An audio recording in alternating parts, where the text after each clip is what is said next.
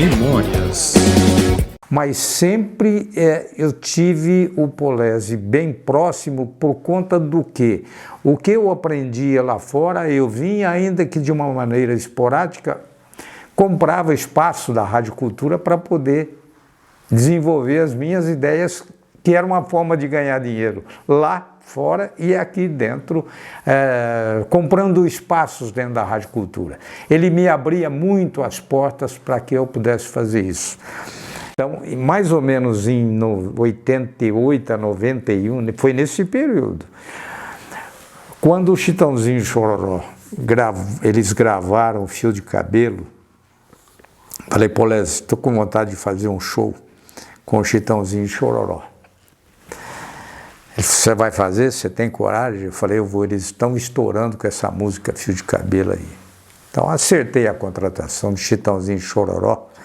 Paguei para eles R$2.000, ou então na época seriam 2.000 cruzeiros ou cruzados novos, eu nem lembro disso. Ele falou, mas como você vai ganhar dinheiro fazendo um show com essa dupla? Polese então chega e fala, mas como é que você vai ganhar dinheiro com isso?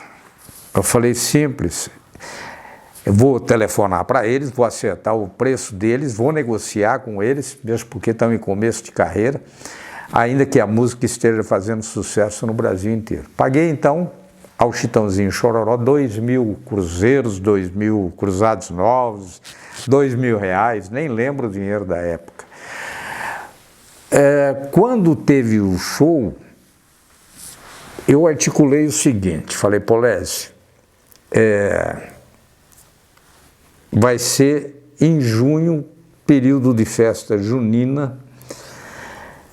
Eu acredito que se eu vender o show para os empresários proporcionarem às crianças e às entidades que cuidam de pessoas idosas, facilitando o acesso dessas pessoas, então, como eu trabalhava no diário, poderia negociar com as empresas. Por exemplo, a Nigro. Tornava a Nigro, tinha a Nigro como uma empresa que adotava crianças para poder ir assistir o show do Chitãozinho e Chororó. Então a Nigro comprava 200 ingressos, esses ingressos seriam destinados ao Lar Nosso Ninho. Então saía no jornal a manchete, Nigro adota 200 crianças tal. Era o tipo de publicidade que eu tinha que fazer para justificar a aquisição dos 200 ingressos. E assim eu consegui colocar 6.000 pessoas dentro do estádio municipal. Também em relação ao Balão Mágico no auge, foi feita a mesma coisa. Nós colocamos dentro do estádio da Ferroviária 16.000 pessoas. Então essas eram as formas em que o Polese indiretamente ele nos ajudava muito, abria as portas da Rádio Cultura. Nós comprávamos os espaços, fazíamos lá 1 hora um especial do Chitãozinho e Chororó, fazia 1 hora um especial com o Balão Mágico. Então era uma forma que você tinha que buscar na criatividade para poder desenvolver e ganhar o seu dinheiro. Não, a gente conversava, porque na época que eu era assessor de imprensa, então dos clubes, das empresas, então eu mandava notícia para o jornal. Esse era o tipo de contato que eu passei a ter com ele. Estou mandando para você uma notícia aí da Saks. Você publica? Oi, Ivan, pode mandar. Polese, estou mandando, eu trabalhei para a Nestlé há muito tempo. Estou mandando uma notícia do cinquentenário da Nestlé aqui em Araraquara. Você publica, pode mandar. Quando ele saiu da Rádio Cultura, ele precisava se apegar a alguma coisa. Ele não podia permanecer fora da mídia.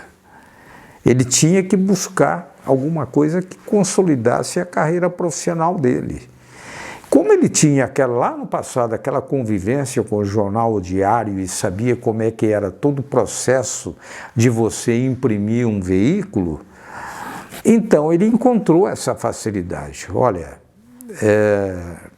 eu vou fazer um jornal. eu vou criar um jornal, vai ser um semanário. E ele nunca arredou o pé disso daí. O jornal sempre saía aos sábados, né? Depois sexta-feira, e ele tinha com ele mesmo o compromisso de entregar esse jornal. Quantas vezes eu não encontrei com o Polezi, ele distribuindo o jornal, ele mesmo fazendo questão de mostrar a cara dele para as pessoas, de que ele estava vivo, de que ele tinha criado um veículo de comunicação e que tudo aquilo que ele estava lançando substituía o que ele construiu dentro do rádio em Araraquara. Ele era uma pessoa fiel ao compromisso que ele assumia. A humildade dele era uma característica a humildade do Polezi. Ele não se apegava muito a questões materiais. E ele falava das dificuldades que tinha, inclusive, quando perdia alguns contratos, ele falava das dificuldades e Ivan, será que eu vou conseguir? Polezi, você vai. Você tem tudo para realmente reconquistar o espaço que você imagina ter perdido. Talvez você até ganhe muito mais que isso, porque o que pesa neste momento é a forma com que você vai atuar como ser humano. Certo? Você pode ter sentido algum tipo de constrangimento, certo? Em perder um veículo que era uma grande força.